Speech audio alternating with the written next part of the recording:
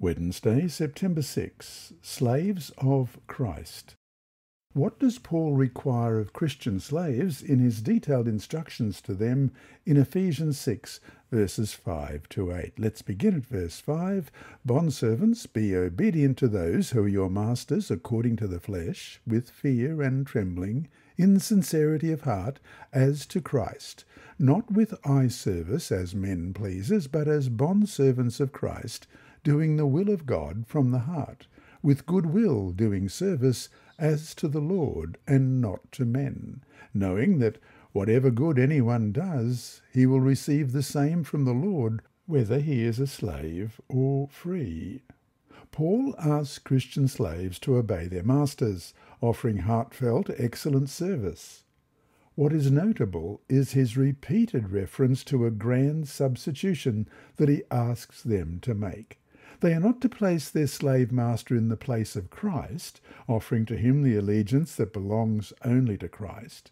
Rather, in the commitments and allegiance that motivate their heartfelt, excellent service, they are to substitute Christ the Lord for the slave master.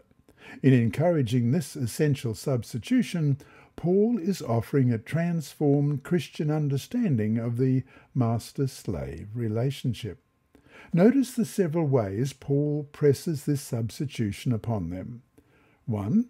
Their slave masters are diminished by Paul as their earthly masters, pointing toward the real and heavenly master in verse 5. 2. They are to serve with fear and trembling, with a sincere heart, as you would Christ in verse 5.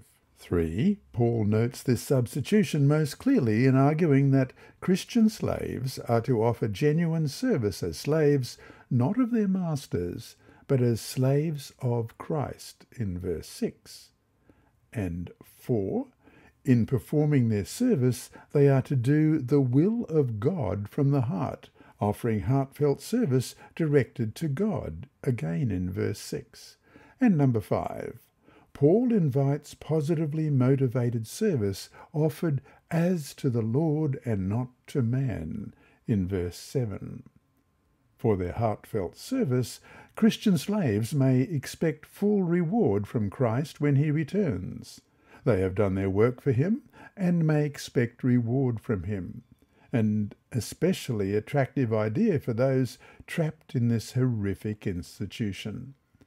A slave might feel unappreciated or worse by an earthly master, as we read in 1 Peter chapter 2, verses 19 and 20. For this is commendable if, because of conscience toward God, one endures grief, suffering wrongfully. But what credit is it if, when you are beaten for your faults, you take it patiently? But when you do good and suffer, if you take it patiently, this is commendable before God. The believing slave, though, has a master who is attentive, noticing whatever good thing each one does in verse 8 in the New American Standard Bible translation, and offering sure reward. And so to finish today, however much we might wish that Scripture had openly condemned this horrible practice, it doesn't. Nevertheless, what principles can we draw from Paul's words in this context about how we relate to people we work with in our own context? This lesson was read by Dr. Percy Harrold for Christian Services for the Blind.